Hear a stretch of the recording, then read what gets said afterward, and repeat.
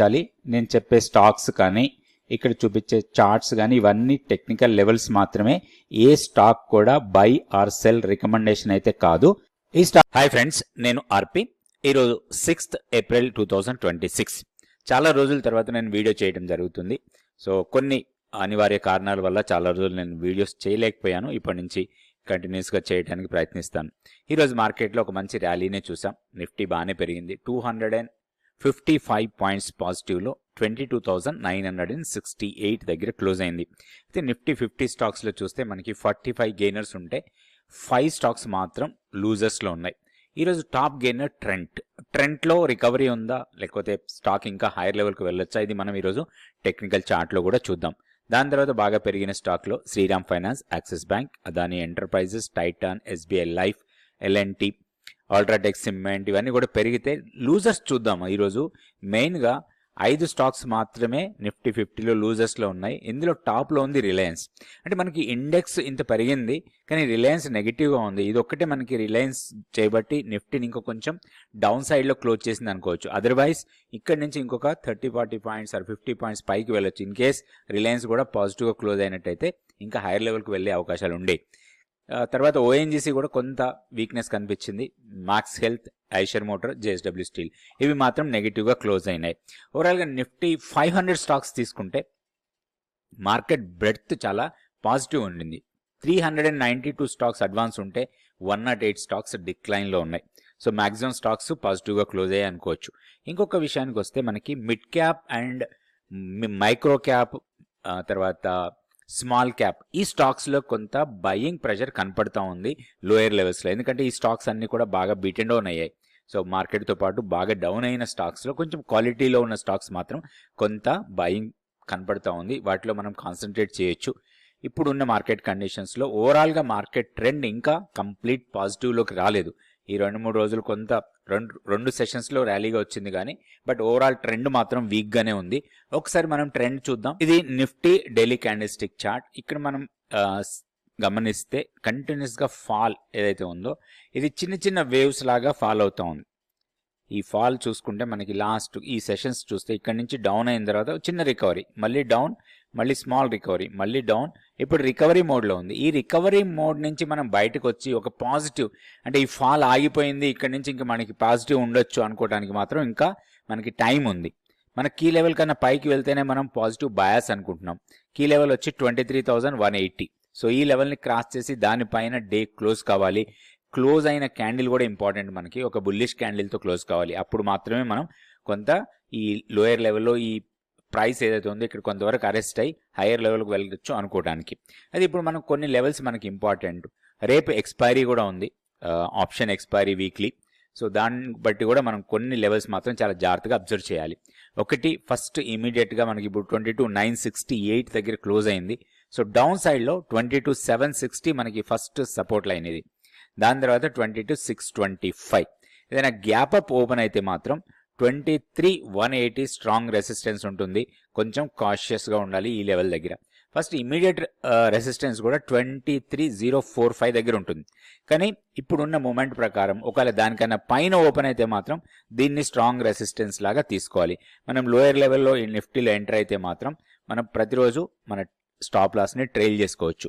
Only మనం ఒక positive బయాస్కి వెళ్ళాలంటే మాత్రం 23,180 క్రాస్ కావాలి. ఇది చాలా ఇంపార్టెంట్ లెవెల్. 23,425. సో ఇక్కడ మనకి దాదాపుగా 245 పాయింట్స్ ర్యాలీ రావచ్చు ఇన్ కేస్ దీన్ని క్లోజ్ అయితే. సో ఇట్లా లెవెల్స్ చూసుకొని దాని ప్రకారం మనం ట్రేడ్ చేయాలి. బట్ ఓవరాల్ బయాస్ మాత్రం ఇంకా పాజిటివ్ కింద తీసుకోవడానికి లేదు. బట్ ఇప్పుడున్న దాంట్లో మనం షార్టింగ్ సైడ్ కూడా ఉండొద్దు. ఏదైనా మన షార్ట్స్ ఉంటే ప్రాఫిట్స్ కింద కన్వర్ట్ చేసుకోవచ్చు. అండ్ ఇంకొకటి లోయర్ లెవెల్లో 22,625ని బ్రేక్ చేస్తే మాత్రం మళ్ళీ అగైన్ కొంత డౌన్ వేవ్ వెళ్ళడానికి అవకాశం ఉంది. ఈ ర్యాలీ ఇక్కడ నుంచి వెళ్ళి డౌన్ సైడ్ వచ్చి చిన్నగా పుల్ బ్యాక్ వస్తుంది. ఈ పుల్ బ్యాక్ హైయర్ లెవెల్కి వెళ్ళకపోతే మాత్రం మళ్ళీ ఫర్దర్ వేవ్ ఏదైతే ఉందో ఈ ప్రీవియస్ లోను కూడా బ్రేక్ చేసి 21,980 వరకు రావచ్చు. సో వేవ్ ఫార్మేషన్ జాగ్రత్తగా గమనించి దాని ప్రకారం మనం ట్రేడ్ తీసుకోవాలి. ఇంకొకటి క్యారీ ఫార్వర్డ్ చేసేటప్పుడు ఏదైనా మన పొజిషన్ని క్యారీ ఫార్వర్డ్ చేస్తే మాత్రం తప్పకుండా హెడ్జింగ్తోనే చేసుకోవాలి. ఎందుకంటే ఇప్పుడు ఉన్న సినారియోలో ఏ రోజు ఎలా ఉంటుందో మనం చెప్పలేం. ఒక్కొక్క రోజు హ్యూజ్ గ్యాప్ అప్ ఉంటుంది, లేదా ఒక్కొక్కసారి పెద్ద గ్యాప్ డౌన్ కూడా ఉంటుంది. కాబట్టి మనం చాలా జాగ్రత్తగా డిసిషన్ తీసుకోవాలి. హెడ్జ్ లేకుండా మాత్రం ఎలాంటి పొజిషన్ కూడా మనం క్యారీ ఫార్వర్డ్ చేయొద్దు. నెక్స్ట్ బ్యాంక్ నిఫ్టీ లెవెల్స్ చూద్దాం. ఇది bank Nifty daily candle stick chart. ఇక్కడ కూడా ప్యాటర్న్ వైజ్ గా సేమ్ మనకి నిఫ్టీ ప్యాటర్న్ లాగానే ఉంది. సో ఈ ఫాల్ తర్వాత చిన్న ర్యాలీ, అగైన్ ఫాల్, ఇది ర్యాలీ లాగా ఉంది. సో ఈ ర్యాలీ మేబీ ఈ లెవెల్స్ దగ్గర కొంత అరెస్ట్ కావడానికి ఎక్కువ అవకాశం ఉంది. 53,580 మన కీ లెవెల్. దానికన్నా కింద ఈ ర్యాలీ అరెస్ట్ అయ్యి మళ్ళీ డౌన్ వేవ్ వెళ్తే మాత్రం ఫర్దర్ గా డౌన్ కావడానికి ఎక్కువ అవకాశాలు ఉంటాయి. సో దీంట్లో కూడా ఒక పాజిటివ్ బయాస్ కావాలంటే మాత్రం 53,580 కన్నా పైన డే క్లోజ్ కావాలి. అప్పుడు మాత్రమే దీంట్లో ఒక పాజిటివ్ బయాస్ తోనే మనం ట్రేడ్ చేసుకోవచ్చు. ఇప్పుడు లోయర్ లెవెల్లో కొంత ఆపర్చునిటీ రావచ్చు ఇంట్రాడే కోసం మాత్రమే. 51,880 ఇప్పుడు మనకి ఇమీడియట్ సపోర్ట్ లాగా ఉంటుంది. ఈ లెవెల్ దగ్గరికి వచ్చినప్పుడు కొంచెం లాంగ్ ఎంట్రీ తీసుకొని చిన్న స్టాప్ లాస్ తోని ట్రేడ్ చేసుకోవచ్చు. అదేవిధంగా ఇన్ కేస్ ఈ లెవెల్ ఫెయిల్ అయితే మాత్రం 51,360 ఇవి రెండు సపోర్ట్ లెవెల్స్ లాగా ఉంటాయి. హైయర్ లెవెల్లో రెసిస్టెన్స్ వచ్చి ఇమీడియట్ రెసిస్టెన్స్ మనకి ఆల్మోస్ట్ 53,000 దగ్గరే ఉంది. 53,000 దగ్గర ఇమీడియట్ రెసిస్టెన్స్ ఉంది. దాన్ని బ్రేక్ చేస్తే 53,580 ఇవి రెండు రెసిస్టెన్స్ పాయింట్స్. చాలా కేర్ఫుల్ గా ట్రేడ్ చేసుకోవాల్సి ఉంటుంది బ్యాంక్ నిఫ్టీలో కూడా. స్టాక్ ఫ్యూచర్స్ యాక్టివిటీ చూస్తే ఈ రోజు జరిగిన ట్రేడింగ్ లో లాంగ్స్ బిల్డ్ అవుతున్న స్టాక్స్ ఎక్కువగా ఉన్నాయి. 169 స్టాక్స్ లాంగ్స్ బిల్డ్ అవుతూ ఉంటే షార్ట్స్ బిల్డ్ అవుతున్న స్టాక్స్ లో 20 స్టాక్స్ మాత్రమే కనబడుతున్నాయి. అయితే ఇప్పుడు లాంగ్స్ బిల్డ్ అవుతున్న స్టాక్స్ లో లాంగ్స్ ఎక్కువగా బిల్డ్ అవుతున్న స్టాక్స్ లో టాప్ లో ఉంది అదాని పవర్, తర్వాత VMM, NAM India, Motilal Oswal, Cochin shipyard, Bosch Bharat, IndiGo, Lodha, CAMS వీటన్నిటిలో కూడా లాంగ్స్ బిల్డ్ అవుతున్నట్టుగా డేటా చూపిస్తుంది. అట్లాగే షార్ట్స్ ఎక్కువగా బిల్డ్ అవుతున్న స్టాక్స్ లో చూస్తే ఫోర్స్ మోటార్స్, హుండై, 361, తర్వాత Jindal steel, Swiggy, Eicher Motors, Reliance, max health, power India వీటిలో కొంత షార్ట్స్ బిల్డ్ అవుతున్నగా డేటా చూపిస్తుంది. కొంచెం మనం కాషియస్ అప్రోచ్ తీసుకోవాలి. అయితే ఈ రోజు మనం ఏదైతే ట్రెండ్ అనుకున్నాం, ట్రెండ్ చాలా పెరిగింది. ఈరోజు ఆల్మోస్ట్ 7% కన్నా ఎక్కువ పెరిగింది స్టాక్. అండ్ రిజల్ట్ పరంగా క్వార్టర్లీ రిజల్ట్ వచ్చిన తర్వాత రిజల్ట్ చాలా బాగున్నాయి. సో బేస్ చేసుకుని ఈ స్టాక్ లో ఈరోజు మూమెంట్ చూసాం. అయితే టెక్నికల్ లెవెల్స్ మాత్రం చూద్దాం ఎలా ఉన్నాయో. ఈ చార్ట్ వచ్చి ట్రెండ్ కి daily candle stick chart. So మనం పీక్ చూస్తే దాదాపుగా 8,000 పైన, ఇది 8,288 ఆర్ 8,290 ఆ లెవెల్స్కి వెళ్ళిన తర్వాత అక్కడి నుంచి ఫాల్ అయింది. చిన్న చిన్న కరెక్షన్స్ వచ్చాయి, మధ్యలో చిన్న చిన్న పుల్ బ్యాక్స్ లాంటివి వచ్చాయి. కానీ ఓవరాల్గా చూస్తే మనకి ఆల్మోస్ట్ మనకి 3,300 టచ్ చేసింది లోయర్ లెవెల్లో ఇక్కడ. సో ఇది మనకి ప్రీవియస్గా మనం ఇంతకు ముందు వేసుకున్న డిమాండ్ జోన్. ఇది 2,940 నుంచి 3,300. సో 3,300 టచ్ చేసిన తర్వాత కొంచెం ర్యాలీగా వస్తుంది ఈ స్టాక్లో. అయితే ఈ రోజు మంచి ర్యాలీ చూసాం. ఇక్కడ ఒక్కటి మనం గమనించాలి, మనం ఇంతకు ముందు కొన్ని వీడియోస్లో కూడా మాట్లాడుకుని ఉంటాం. ఒక క్యాండిల్ ఫార్మేషన్, ఒక క్యాండిల్ స్టిక్ ఫార్మేషన్ ఎలా ఉంటుంది, దాని ఇంపార్టెన్స్ ఏంటి అనేది మనకి ఇప్పుడున్న చార్ట్లో క్లియర్గా కనపడుతుంది. ఇక్కడ లోయర్ లెవెల్లో ఏదైతే ఒక డోజీ క్యాండిల్ ఫామ్ అయిందో, ఇది డోజీ క్యాండిల్. చాలామంది అనాలిసిస్ అనేది డిఫరెంట్ పీపుల్ డిఫరెంట్గా అనలైజ్ చేస్తూ ఉంటారు. ఇక్కడ మనం చూసేది ఏంటంటే డోజీ క్యాండిల్. ఈ డోజీ క్యాండిల్ ఎప్పుడైతే అప్పర్ సైడ్ని బ్రేక్ చేసిందో అది ఒక ఇమీడియట్ షార్ట్ టర్మ్లో ఒక ర్యాలీ లాగా ఉంటుంది. ఇంకొకటి ఈరోజు గ్యాప్ అప్ ఓపెన్ అయి కంటిన్యూస్గా అప్ సైడ్కి వెళ్ళింది. ఇది లోయర్ లెవెల్లో మాత్రం ఒక మంచి సపోర్ట్ తీసుకుంది. ఇంకొకటి ఈ ఒక్కరోజు మన ర్యాలీ ఏదైతే ఉందో ఇది క్లోజింగ్ ఇంపార్టెంట్ లెవెల్ కన్నా పైన క్లోజ్ అయింది. 3,810 50 డేస్ సింపుల్ మూవింగ్ యావరేజ్ దానికన్నా పైన క్లోజ్ అయింది. ఇప్పుడు ఇమీడియట్ హర్డల్ ఉంది దీనికి హైయర్ లెవెల్లో.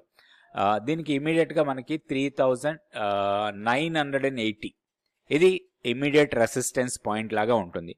వన్స్ అది బ్రేక్ అయితే మాత్రం ప్రీవియస్గా స్వింగ్ హై ఏదైతే ఉందో అక్కడి వరకు వెళ్ళటానికి అవకాశాలు ఉంటాయి. సో మనకు గతంలో కూడా కొన్ని వీడియోస్లో డోజీస్ గురించి నేను చాలాసార్లు చెప్తూ ఉంటాను. సో డోజీ క్యాండిల్ అనేది మనకి చాలా ఇంపార్టెంట్. అయితే డోజీ క్యాండిల్ లొకేషన్ అంటాం మనం. సో అది ఎక్కడ వచ్చింది, దాని బ్రేక్అవుట్ ఎలా ఉంది, ఇలాంటివన్నీ కూడా మనం చూసి దాని ప్రకారం ట్రేడ్ చేసుకోవాలి. ఇక్కడ మనకి రెండు ఇంపార్టెంట్ లెవెల్స్. ఇప్పుడు దీంట్లో ఒక లాంగ్ ఎంట్రీ తీసుకోవాలంటే కొంచెం పుల్ బ్యాక్ ఇస్తే కూడా లాంగ్ ఎంట్రీస్ కోసం ప్లాన్ చేసుకోవచ్చు దీంట్లో. అయితే దీంట్లో weakness only monthly pivot level కన్నా కిందకు వెళ్తేనే స్టాక్లో మళ్ళీ డౌన్ వేవ్ రావచ్చు. అదర్వైజ్ కొంత కరెక్టివ్ వేవ్ ఇది. ఈ ఫాల్ తర్వాత ఇది కరెక్షన్. సో హైయర్ లెవెల్కి వెళ్ళొచ్చు ఇది. సో లెవెల్స్ చూసుకొని దాని ప్రకారం ట్రేడ్ చేయాలి. ఇది ఎలాంటి ట్రేడ్ రికమెండేషన్ లాంటిది కాదు. టెక్నికల్ లెవెల్స్ పెట్టుకొని దాని ప్రకారం మనం ట్రేడ్ చేసుకోవచ్చు.